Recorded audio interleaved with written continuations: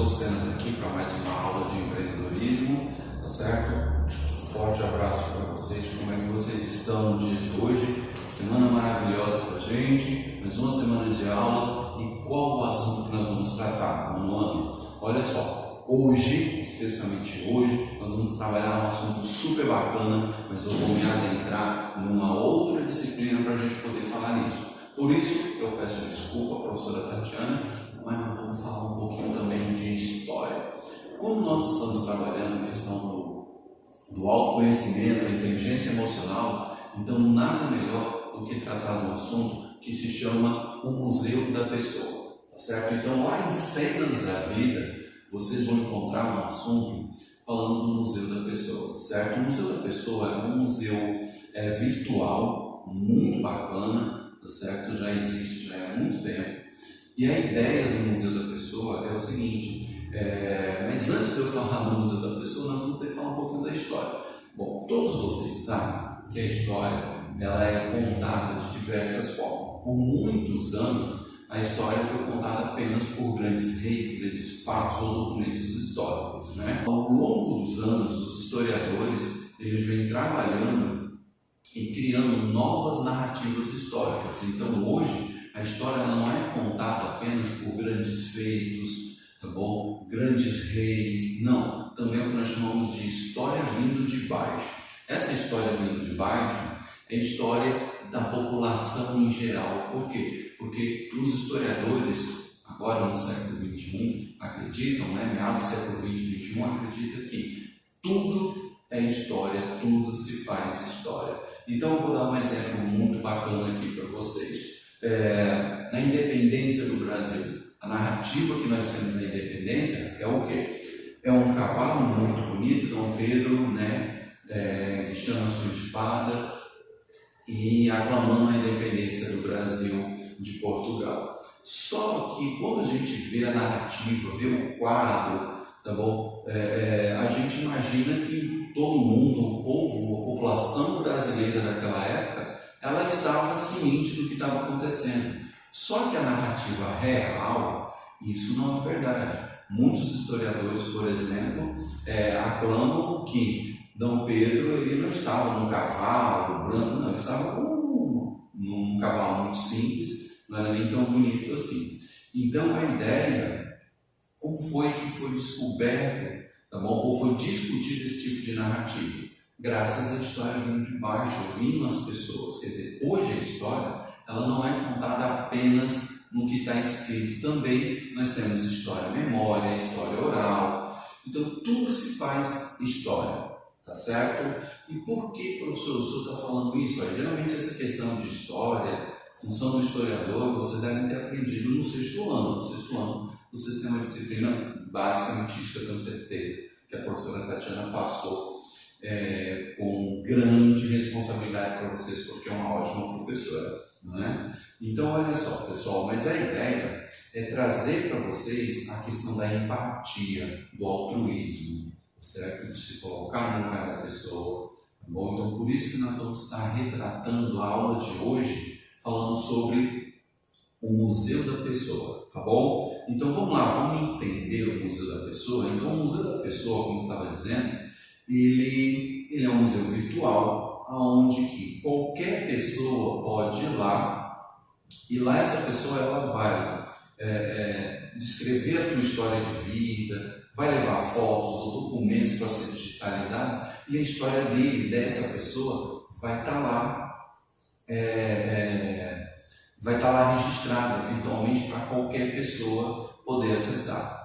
Então tem histórias super bacanas. Tá bom? A gente vai passar um documentário já sobre o Museu da Pessoa, então vocês vão ver histórias fantásticas, tá bom? Especificamente de um presidiário que ele se tornou um escritor, tá bom? Então ele narra toda a história de vida dele, desde o porquê que ele foi preso até o dia que ele se tornou escritor. Então, só para vocês entenderem um pouquinho a importância da empatia e do altruísmo, beleza? Vamos entender então um pouquinho? Professor, eu não estou conseguindo ler aqui, não tem problema. O slide que eu estou colocando aqui para vocês é apenas como referência dentro do livro de vocês, beleza? Então abra lá o livro de vocês, tá certo? Lá no Museu da Pessoa. Vamos lá entender um pouquinho? Então olha só, o Museu da Pessoa é um museu virtual colaborativo onde qualquer pessoa pode transformar suas ideias e reflexões narrativas em documentos históricos, como fotos e outros itens que podem ser registrados e catalogados. Foi o que eu disse para vocês. Peraí, professor. Quer dizer então que eu posso chegar lá e colocar minha história, eu posso lá levar minhas fotos, algum documento que para mim eu considero importante?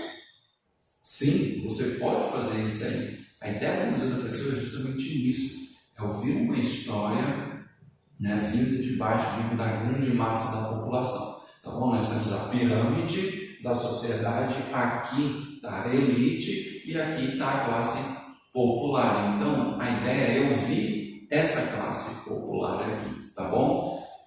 Em seu acervo tem mais de 17 mil depoimentos e 60 mil documentos digitalizados. Quer dizer o quê?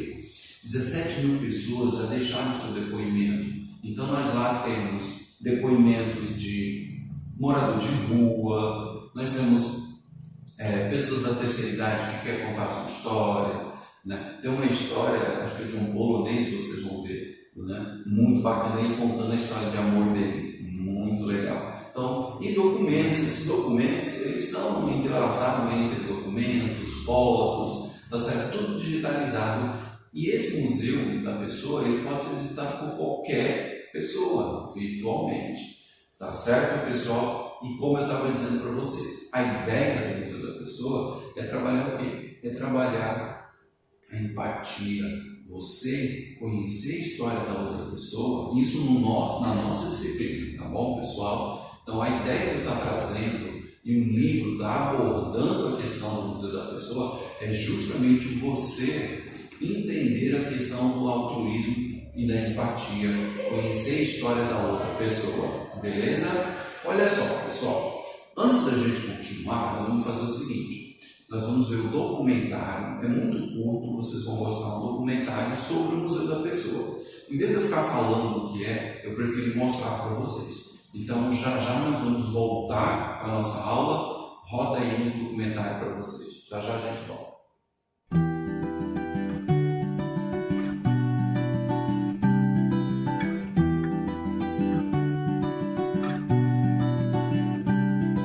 Essa aqui é a família da minha mãe. Esse é filho deles. Essa é a família dos dois.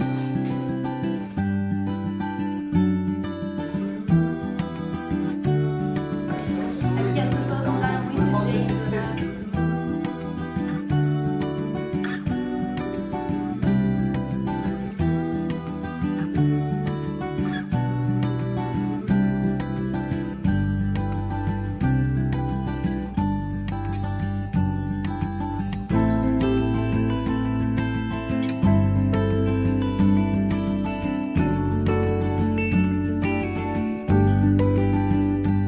Projeto Conte Sua História, depoimento de Jacó Pomerambum. Sr. Jacó, o senhor me fala o seu nome inteiro, a data de nascimento e o local?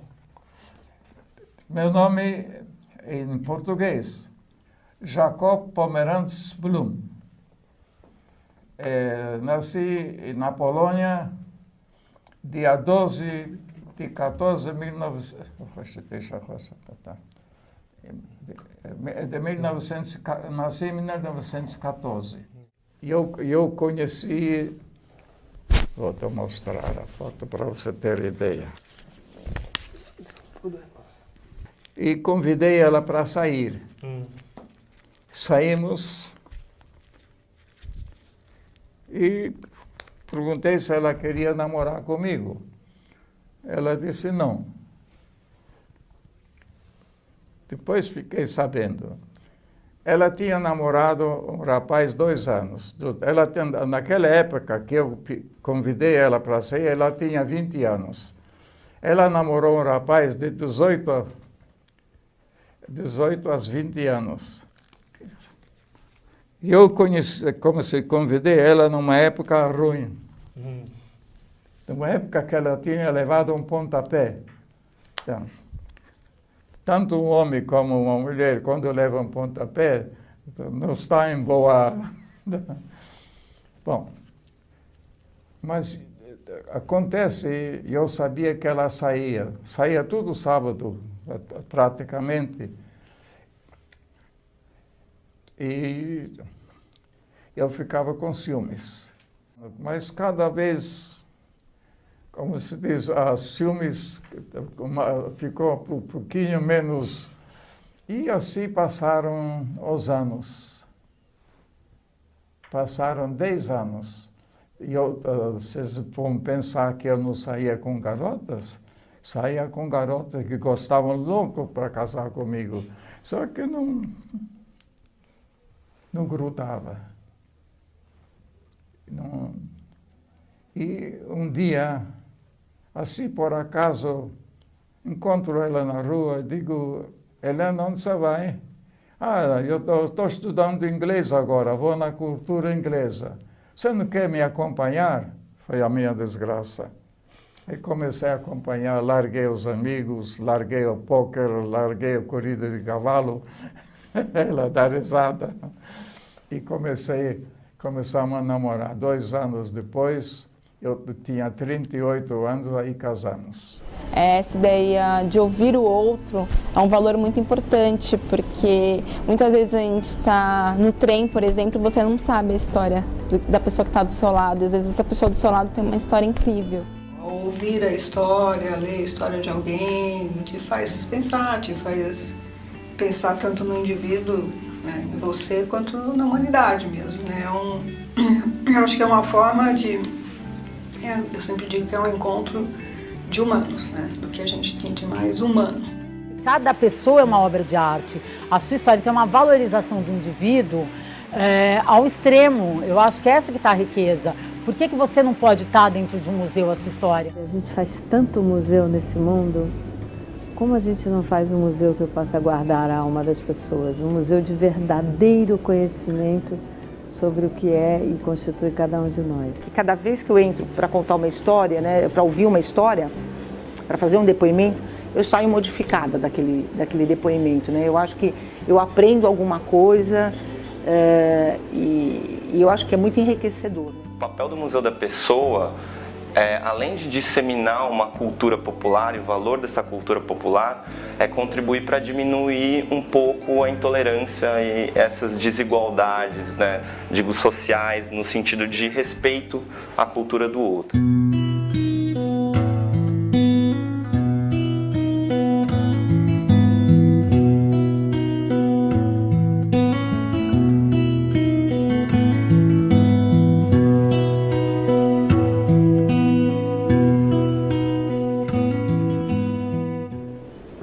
Eu estudava História na Universidade Federal Fluminense, no Rio de Janeiro, e durante esse período eu trabalhei muito com História Oral. Com um projeto grande que durante 3 anos eu fui a coordenadora, que era a História dos Imigrantes Judeus no Rio de Janeiro, onde a gente acabou gravando mais de 200 horas de gravação de histórias de vida. Cada vez que você parava para ouvir uma história, a quantidade de informação e de pontos de vista que você podia adquirir era enorme.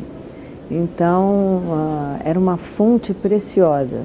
Por outro lado, eu também percebi que para essas pessoas, em geral idosas e com uma vida muito difícil, a possibilidade de ter alguém que os escutasse fazia uma grande diferença na sua vida. Então eram 2 impactos, você aprender a partir do outro e você dar ao outro a noção do valor que ele tem com a experiência de vida dele. Então, percebendo o valor poderoso que a história, ou seja, a narrativa histórica tem para a gente fazer a sociedade tal como ela é hoje, ao mesmo tempo o valor histórico que tem na história de vida das pessoas, eu acho que juntando tudo aquilo, eu me lembro bem, um dia eu morava no alto de uma ladeira lá na Glória, no Rio, e eu ia pensando nessas histórias, pensando nesses livros, e eu subia e descia sempre a pé, 2 quilômetros. E eu me lembro um dia que me deu uma luz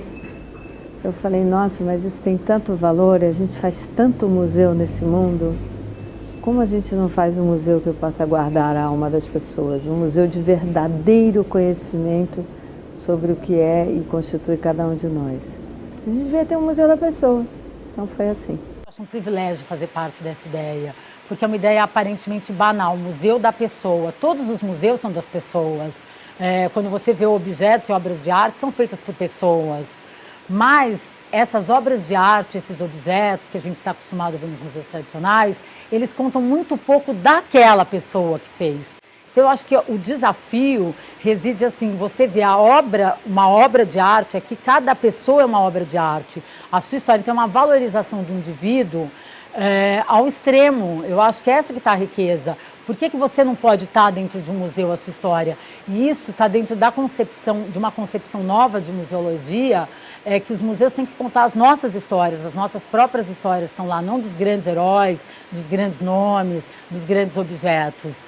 Então eu acho que por isso que ela é revolucionária, porque a gente mesmo pode ser entendido como uma obra de arte. Isso é uma valorização do indivíduo, e o conjunto dessas histórias estarem no museu permite você ter um panorama da história do Brasil mundial muito maior, porque as pessoas, antes de serem de alguma localidade, de algum território, são seres humanos.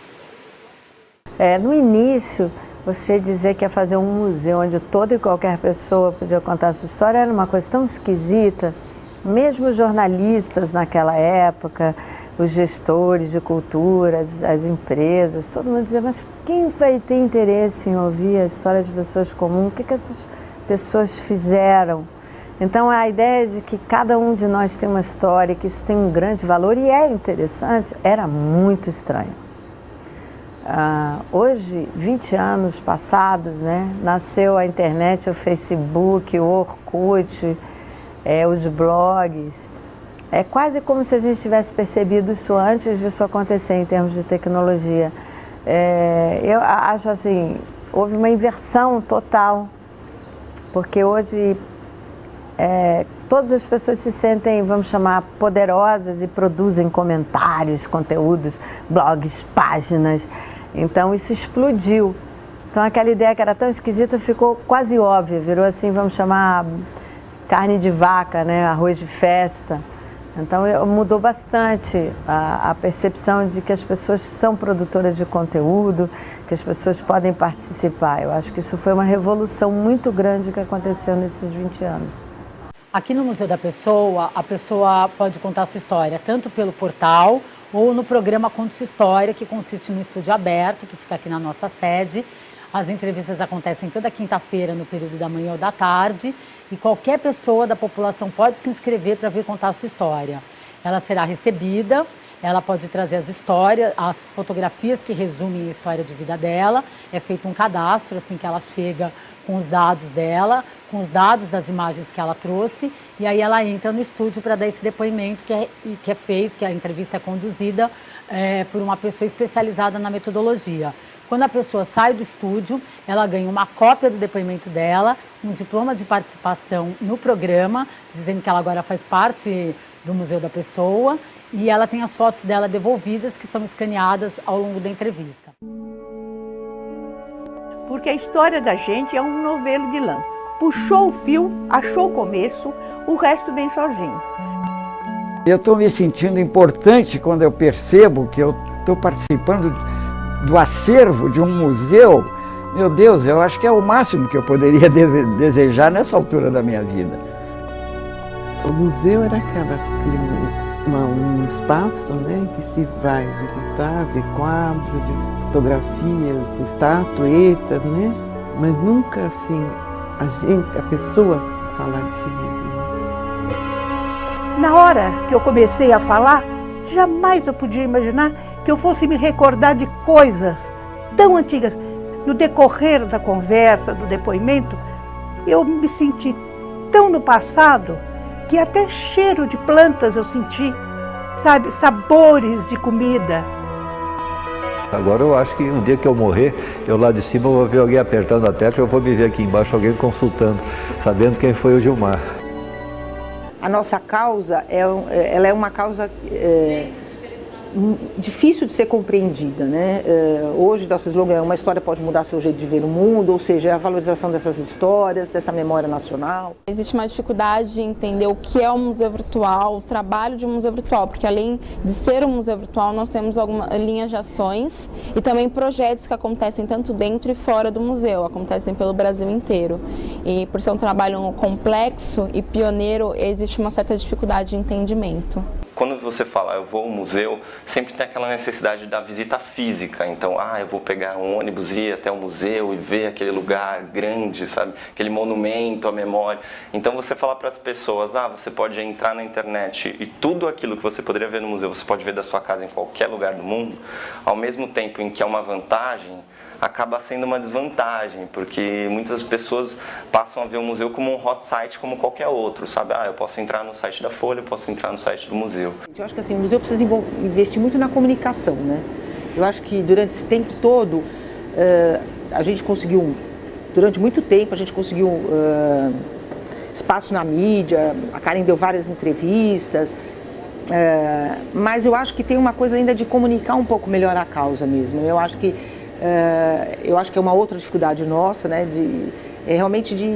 porque a hora que você começa a comunicar a causa e de uma forma que as pessoas consigam compreender, eu acho que isso vai ficar meio automático, né, as pessoas vão começar de alguma forma talvez até a contribuir, até como pessoa física, né. Então eu acho que o grande desafio do museu é pensar em novas formas de atrair as pessoas para esse portal se tornar uma referência na disseminação dessa história de memória oral, né? O Museu da Pessoa, além dele disseminar o seu conteúdo no portal do museu, nós buscamos parcerias para divulgar em outros veículos de comunicação. Então, essa é uma forma muito interessante que a gente trabalha para que outras pessoas tenham acesso ao material coletado pelo museu. A gente tem a parceria com a Barong, né, que é uma sociedade, um grupo de pessoas que trabalha com a memória de travestis e transexuais, atua na ajuda a esse grupo, assim. E o museu é aberto, porque eles vêm aqui, contam sua história, ensina a preservar essa memória e tudo mais. E fora isso, a gente tem projetos com catadores de materiais recicláveis, moradores de rua, ex-presidiários. Meu nome é Fábio Calixto Pandolfo. Na rua você não dorme direito. Você tem que dormir com um olho aberto e outro fechado. Porque para matar, para nego matar é 2 palitos. Tem nego que faz só por diversão. Joga fogo, te esfaqueia, dá paulada na cabeça. Então você cochila um pouquinho e já acorda. Se nego, você vê o passo de alguém perto, você já acorda. Fica sentado horas e horas, às vezes nem dorme mais. Eu vi uma cena num lugar onde a gente comia, que chama São Martim. Um rapaz pegou um dinheiro de um outro rapaz e foi comprar droga para o outro rapaz. Só que ele pegou e usou a droga e bebeu o resto em cachaça. Quando voltou, ele ainda veio discutir com o cara que ele deu dinheiro para ele. Aí ele pegou e foi deitar, tinha um sofá na calçada,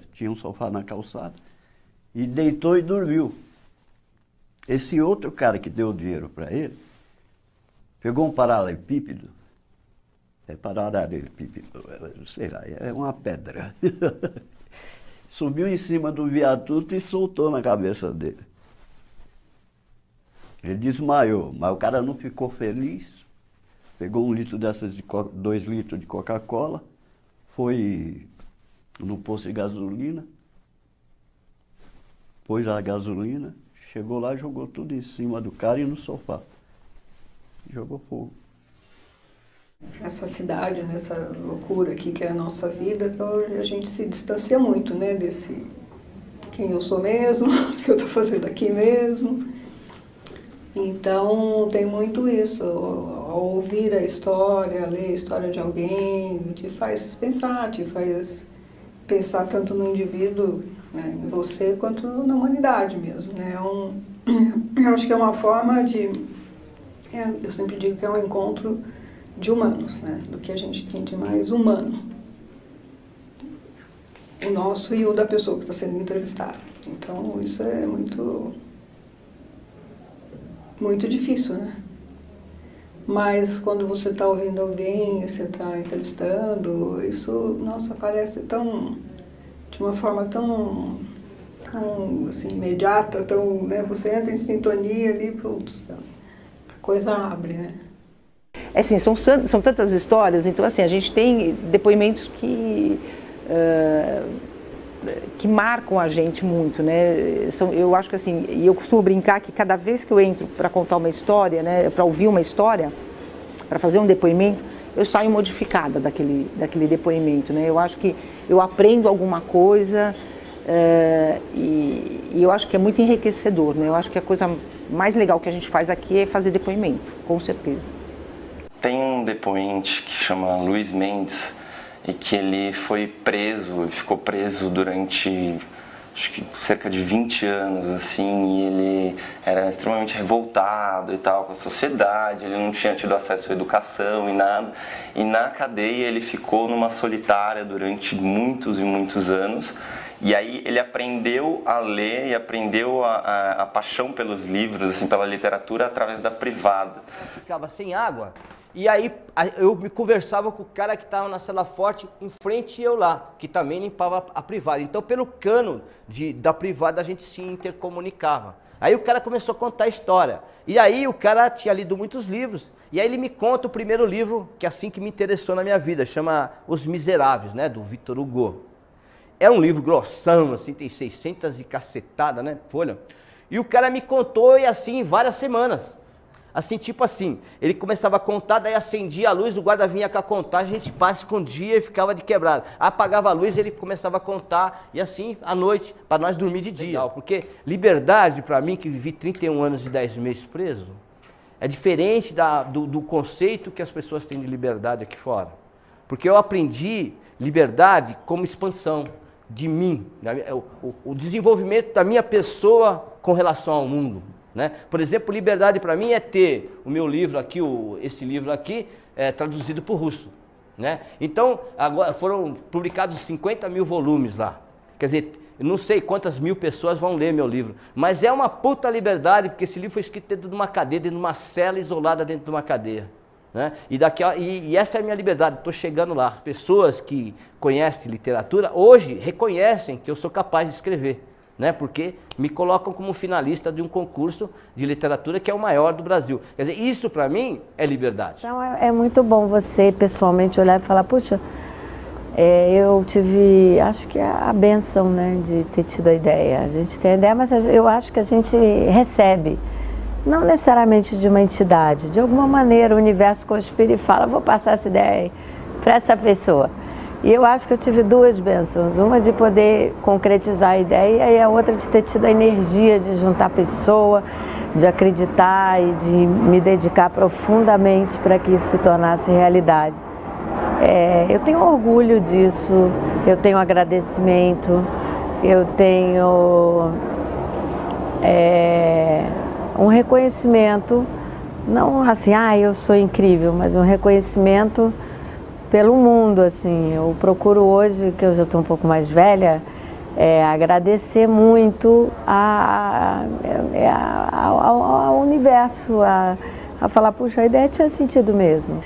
Eu sou uma pessoa que estou sempre pensando no futuro, apesar de ser historiadora, o meu desejo é sempre de futuro, raramente de passado. Então eu fico sempre assim, bom, como é que eu vou fazer para o museu perpetuar? Eu gostaria que o museu vivesse independente, vamos dizer, da minha energia. Eu acho que vai viver. Hoje tem um time muito bacana, então eu acho que a ideia, eu acho que eu vivo também essa ansiedade de garantir que essa ideia não morra, e eu não tenho mais vontade de me sentir tão responsável assim por essa existência. Talvez o meu desejo é que tanto esse time que está aqui, mas não só o time precisa que ele continue fazendo sentido no mundo, né? Então que o mundo continue vendo sentido nisso também.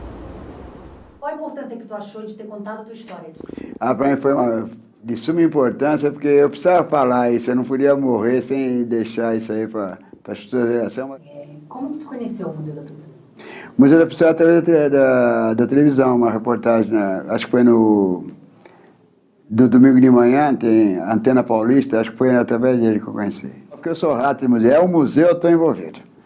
Até museu, eu vou 3, 4 vezes, eu estou sempre envolvido. E aqui achei esse gênero porque o acervo é tudo digitalizado, é um museu diferenciado, mas é um museu, achei legal mesmo.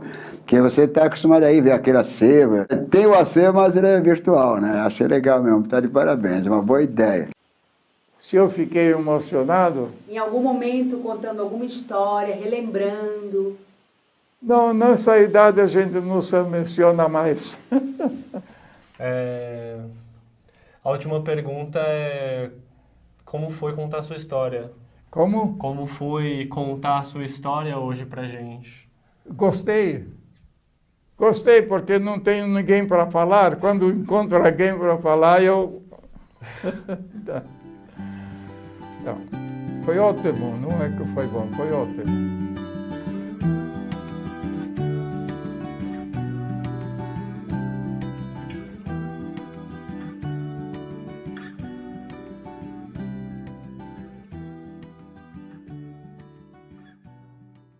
E aí, pessoal, beleza? Gostaram do documentário? Fantástico, né? Tem umas histórias assim hilárias, né? E super divertidas.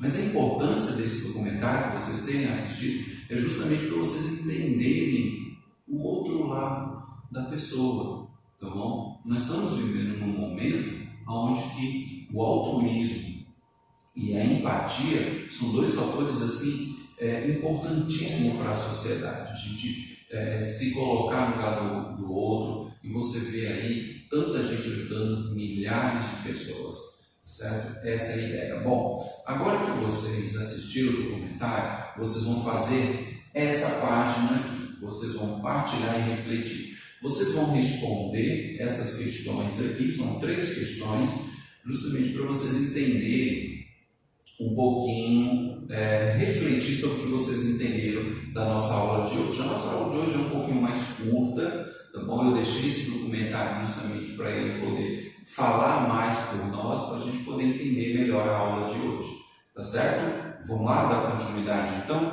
Olha só, pessoal, já que nós estamos falando, né, de se colocar no lugar do outro, nós vamos então para valores e atitudes. E dentro de valores e atitudes, nós vamos estar trabalhando 2 valores importantíssimos. O primeiro valor é o valor da amizade, tá bom? Então, professor, o senhor colocou um slide aqui, mas não estou conseguindo ler. Não tem problema. A ideia é apenas a gente usar como uma linha cronológica, tá certo? Para vocês poderem saber em que parte nós estamos trabalhando. Tranquilo? Vamos lá então? Professor Cenas aqui, vem comigo. Então, amizade. Vamos falar da amizade. Eu vou ler aqui para vocês e aí a gente começa a fazer uma reflexão sobre isso.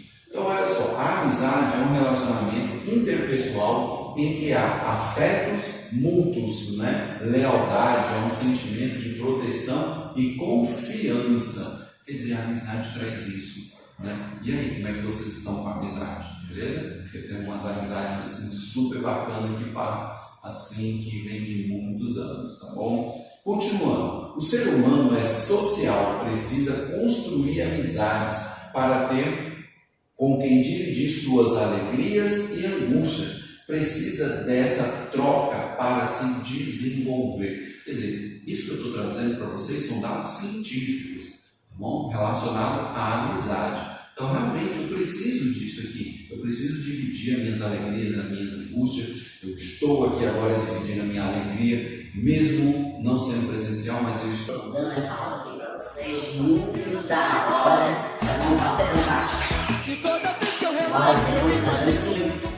Vamos falar de papo sério agora. Bom, eu vou trazer para vocês o seguinte: para a gente poder finalizar essa questão da amizade, eu vou trazer uma música para vocês. Na verdade, eu vou mostrar essa música aqui agora.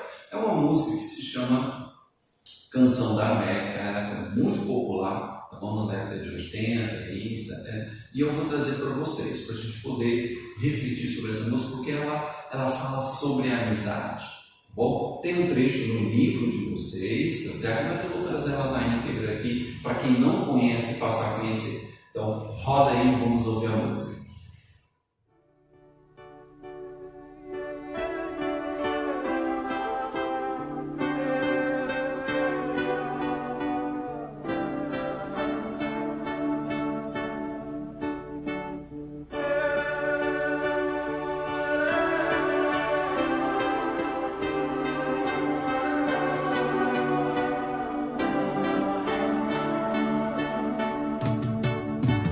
Amigo é coisa pra se guardar debaixo de 7 chaves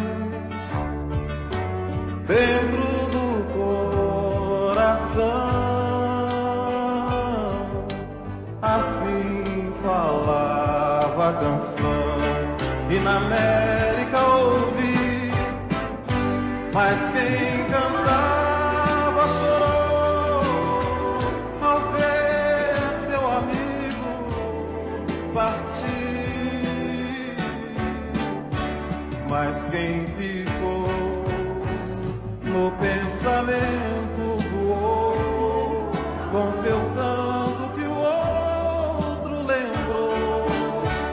E quem voou no pensamento ficou com a lembrança que o outro cantou.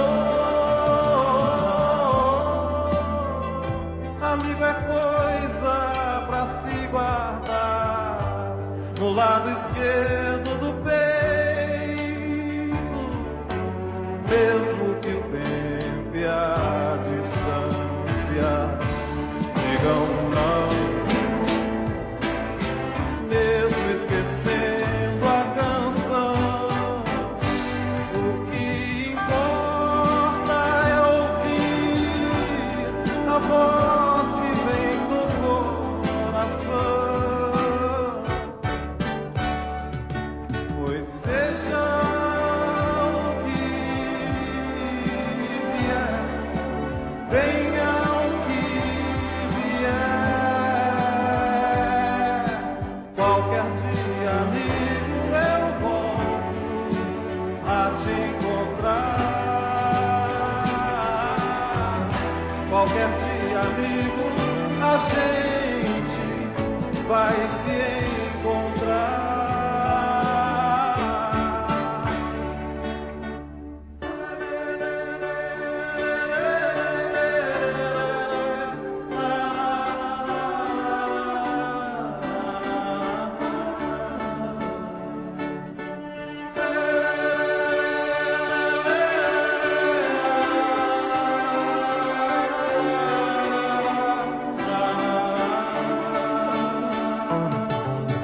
Seja o que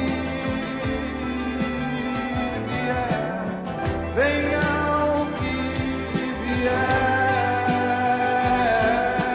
qualquer dia, amigo, eu volto a te encontrar. Qualquer dia, amigo, a gente vai se encontrar.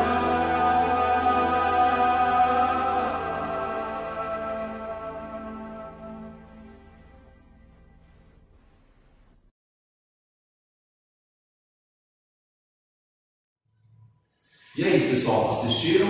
Lá, bacana, né? Eu, particularmente, adorei a música, eu adoro essa música assim, ela retrata para mim essa questão realmente de amizade. Eu espero que vocês tenham gostado. Bom, pessoal, já que nós entendemos e falamos sobre a questão da amizade, nós vamos falar então sobre agora o altruísmo. Vamos entender, professor, o altruísmo eu não sei muito bem, eu sei o que é empatia, que é se colocar no lugar da outra pessoa. E altruísmo é o quê? Nós vamos entender agora o altruísmo, tá bom? Que é um pouco parecido com a empatia. Vem comigo aqui no quadro.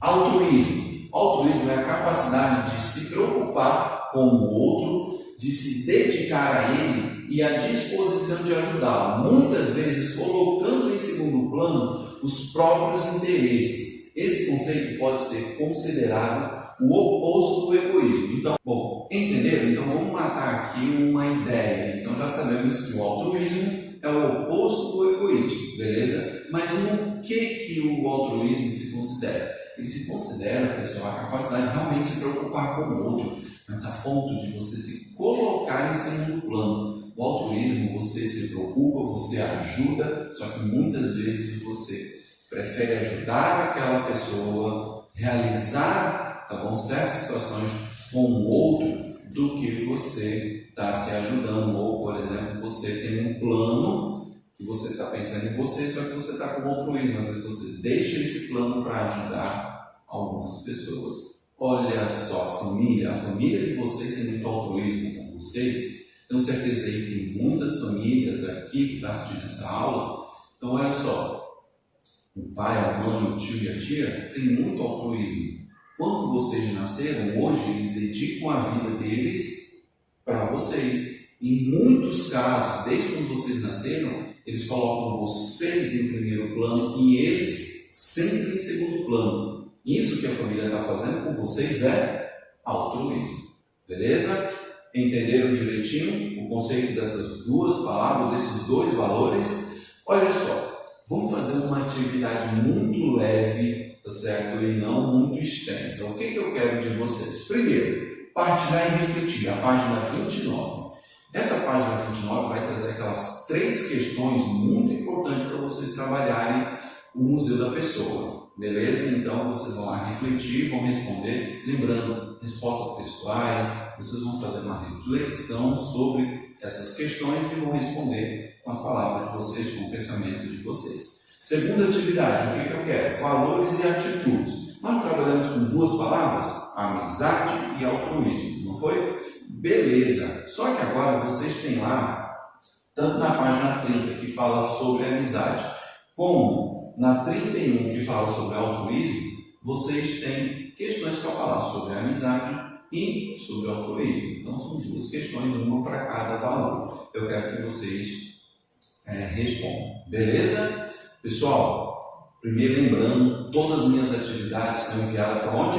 Para o meu e-mail que está aqui embaixo. Não esqueça o meu e-mail, beleza? Professor, posso mandar via WhatsApp? Não, tá certo? Todas as atividades por e-mail, porque é a única forma de eu conseguir fazer o controle de quem está fazendo e como está fazendo. Certo, pessoal? Ó, professor Semos aqui, desejo para vocês uma ótima semana e até a próxima aula. Tá bom, pessoal? Forte abraço.